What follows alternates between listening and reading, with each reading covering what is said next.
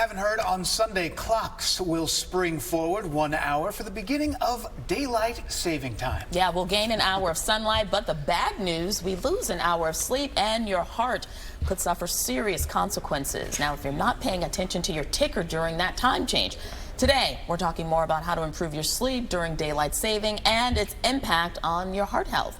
Joining us this morning, we have Pierre St. Onge. She is a fellow at the American Heart Association and sleep researcher from Columbia University's Irvin Medical Center. Good morning and thank you for joining us. Good morning. It's a pleasure to be here. So can you talk about some of the research that has come out and connected daylight saving to heart health? Yes, so there's observations that there are more strokes, heart attacks, in the week after change to daylight saving. That could be due to increased stress on Mondays, compounded by lack of sleep, changes in your biological rhythms due to the time change, and a lack of sunlight in the morning, which is very important to set your biological rhythms. That's amazing. I mean, that's amazing. Just that people end up in the hospital in the couple days after daylight saving time. That's yes, those have been some observations, yes.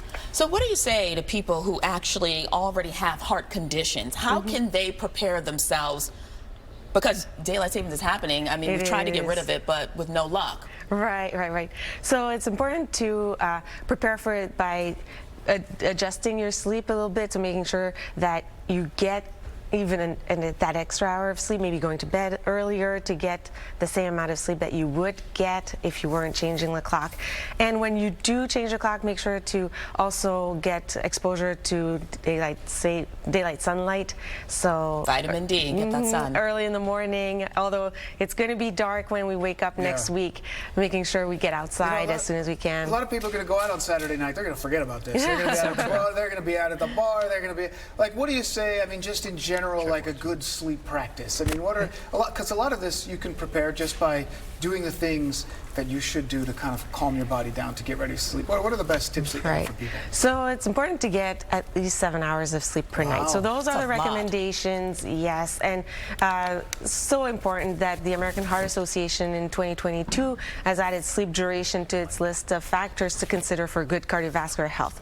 So trying to get that 7 hours of sleep per night and winding down, having a winding down routine at night, having good physical activity during the day, a healthy diet during the day. I always find that, like, if I go into my room and I just don't look at my phone, I don't check Twitter, I don't check Instagram, I always have a better night of sleep before that. I mean, that's just such an added thing over the last 20 years of people kind of like staring at their phones. That changes everything. That's how a lot of people go to bed. Absolutely.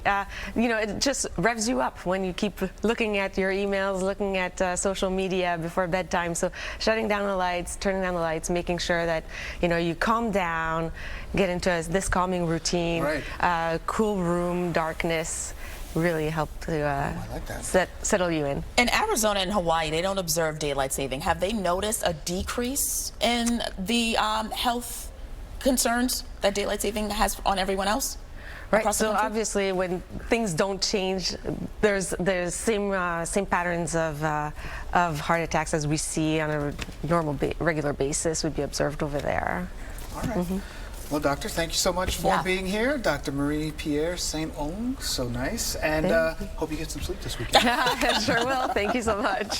Same to you. Thank you.